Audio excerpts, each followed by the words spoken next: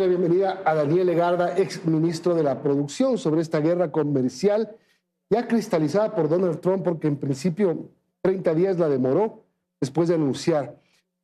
Ayer finalmente se puso en vigencia estas regulaciones, estos aranceles para China, México y Canadá. ¿Qué tal esto? Gracias, Milton. Un cordial saludo a toda la audiencia. Creo que son malas noticias en general para el mundo, no solamente para Canadá, México y China en este caso, sino en general para el comercio global y el desempeño de las economías globales. ¿Por qué razón, Milton? Una cifra. El comercio entre Canadá, Estados Unidos, México y China representa algo así como el 35 al 38% del comercio global.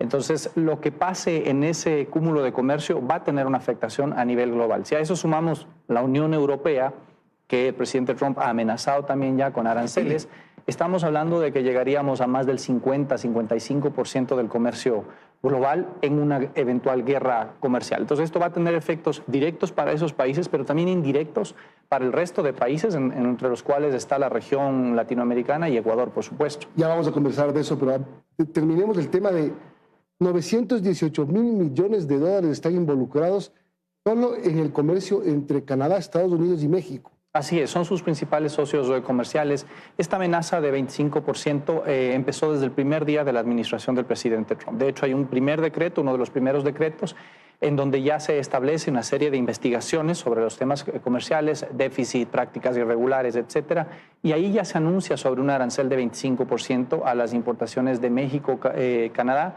y 10% a las de China. Finalmente, las de México y Canadá tuvieron un stand-by, un periodo de pausa de un mes. Las de China sí continuaron y el presidente este día lunes ha puesto en vigencia, el presidente Trump, el arancel de 25% para México, Canadá y un 10% adicional, es decir, un total de 20% para las importaciones provenientes desde China, ¿no? Inmediatamente ha respondido ya a Canadá, China también, con un arancel de 15%. ¿Cómo no puede ser de otra manera? Una medida recíproca. Recíproca. Y se esperaría que México tenga una reacción en los próximos días si es que esta medida continúa también, ¿no? Ahora, Milton, lo que está sucediendo no es un tema solamente relacionado con sus socios de América del Norte y con China. Yo veo que lamentablemente este tema se va a ampliar a otras economías también. Ya ha habido varios anuncios del presidente Trump sobre la Unión Europea, por ejemplo, y la Unión Europea de respuesta también. Pero sobre todo vemos los anuncios sobre las medidas que se tomarían en el mes de abril. Y particularmente dos de ellas me preocupa porque ya hay una afectación que en este caso va directamente a los países, directamente al Ecuador también, aunque no es nombrado específicamente el Ecuador, ya habría una afectación directa al país. Un arancel global. Primero, un arancel global. Cuando se habla de global se entiende que a todos. Se entiende que aplica para todos en función de ciertos criterios allí de reciprocidad del que habla el presidente. Eso podría ser muy grave y podría poner en riesgo nuestras exportaciones en los Estados Unidos, algunas de las cuales no pagan arancel, Milton. Por ejemplo, el banano, por ejemplo, el cacao, no pagan arancel, tienen un arancel cero. La tarifa que Estados Unidos cobra para las importaciones de estos productos, independientemente de su origen, es de cero. La pregunta es, ¿va a empezar a poner arancel al banano o al cacao? Que son productos que no los producen en Estados Unidos, ¿no? Por condiciones climáticas, condiciones productivas, etcétera, no se producen en ese país.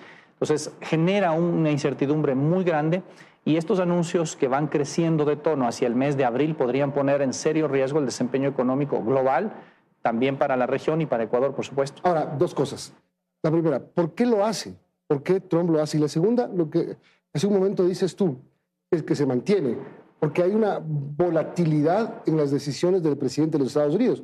Primero le dijo a México y Canadá, bueno, vamos a ver, les doy 30 días. Después de 30 días, pese a que ha bajado el tema de ingreso de inmigrantes de Estados Unidos, porque él pedía eso, bájenme el ingreso de migrantes, de todas maneras lo dijo, lo hizo.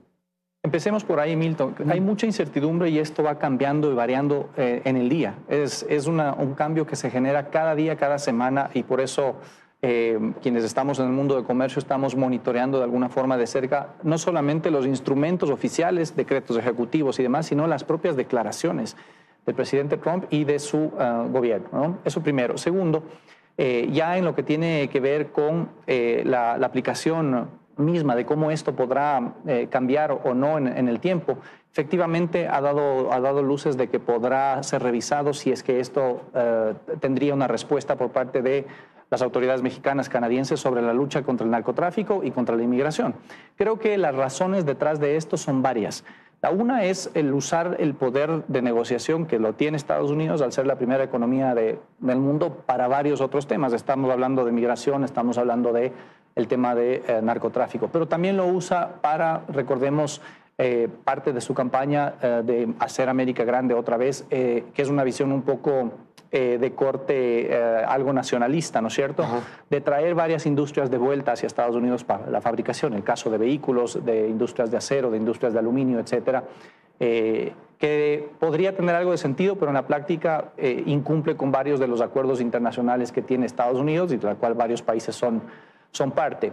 Y creo que la otra es también una razón económica, porque el presidente de Estados Unidos ha mencionado, y lo dijo ayer en su intervención en el Congreso, ha mencionado que habrán recortes de impuestos tanto para empresas como para personas, y eso requiere de un sacrificio fiscal, como lo llamamos acá, muy grande. El cobro de tarifas adicionales para las importaciones podría cubrir una parte de eso, aunque no todo. Estamos hablando de aproximadamente una quinta parte de lo que requeriría para cubrir los cortes de impuestos que están previstos en su plan de gobierno. Bueno, en este momento, indirectamente, ¿cómo le afecta esto al Ecuador? Al momento, indirectamente, las presiones van a verse primero sobre un eventual incremento de precios y de costos de transporte si es que esto efectivamente se mantiene. ¿Por qué? Porque estamos hablando de que los productos que se comercian entre al menos esos socios, México, Canadá, Estados Unidos y China ahora, no solamente van a esos mercados, muchas veces tienen también un impacto global. El mismo ejemplo de los vehículos podría tener un incremento en sus precios que terminaría por afectar a todos los mercados globalmente.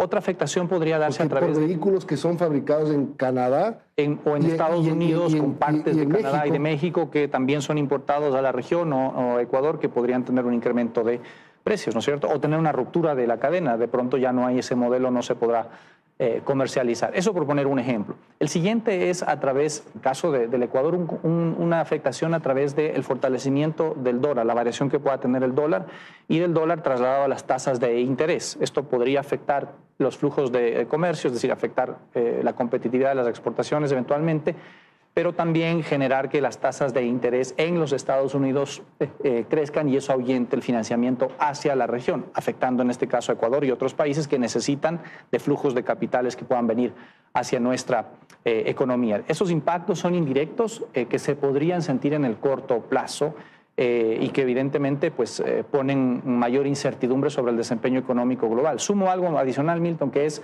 como representan tanto volumen de comercio entre estos países, hemos hablado de eso, 40% alrededor, también se afectaría el volumen de comercio marítimo y de transporte aéreo. Eso podría tener un impacto, estamos hablando sobre tarifas, sobre conectividad y demás. Entonces, el impacto que esta política arancelaria de Estados Unidos puede tener no solamente afecta a América del Norte, sino que tendrá ramificaciones y un impacto global.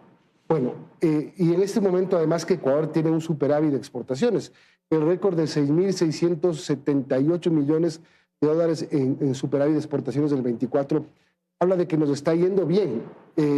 Hablo del sector exportador, pero en medio de la incertidumbre esto puede modificarse.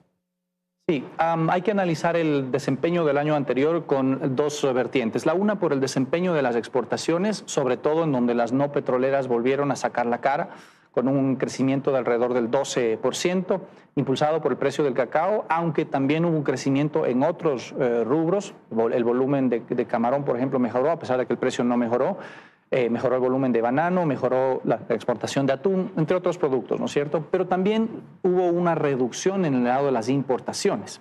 Esto porque la economía nacional presentó también una debilidad. Probablemente lo que tengamos, aunque no tenemos las cifras oficiales, pero lo más probable es que el año anterior hayamos tenido una recesión económica que se proyectó en las importaciones. Bajaron las importaciones no solo de consumo, sino las de materias primas, de bienes de capital y de combustibles. También esas son señales, sin duda alguna, de que se vio afectado el consumo y la inversión nacional. El producto de esos dos comportamientos es que tenemos un mayor superávit comercial.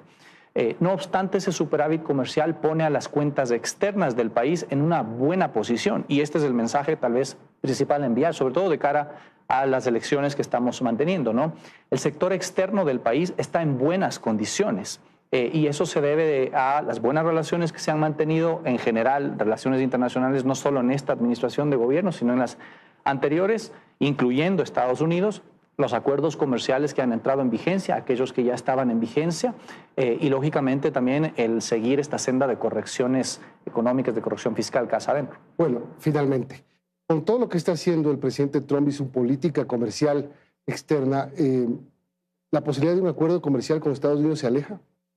En lo personal, creo que al momento es muy difícil considerar un acuerdo comercial, no por Ecuador, sino particularmente por los Estados Unidos. Las señales que está dando el gobierno y las nuevas medidas implementadas van en dirección contraria. Y de hecho, yo no sé qué entienden en la nueva administración del presidente Trump por acuerdos comerciales, porque de hecho tienen acuerdo comercial, por ejemplo, con América del Norte, con Canadá y con México, y están incumpliendo con sus compromisos que tienen actualmente con la imposición de los aranceles que ha mencionado el presidente Trump. Entonces, habrá que ver un poco cómo evoluciona, pero al menos al momento yo veo muy difícil poder tener acercamientos para provocar nuevos acuerdos comerciales. En todo caso, lo que hay que tener en cuenta es importante mantener buenas relaciones siempre, sigue siendo nuestro principal socio comercial, incluyendo el petróleo, y el segundo no petrolero, pero además habrá que ver cómo evitar afectaciones de la política arancelaria que está implementando el presidente Trump y ojalá a futuro abrir una oportunidad. No obstante, insisto, creo que ahora es mucho más difícil esa tarea. Muchas gracias, Daniel, por haber venido. Siempre un gusto. Daniel Legarda, ex ministro de la Producción y Comercio Exterior.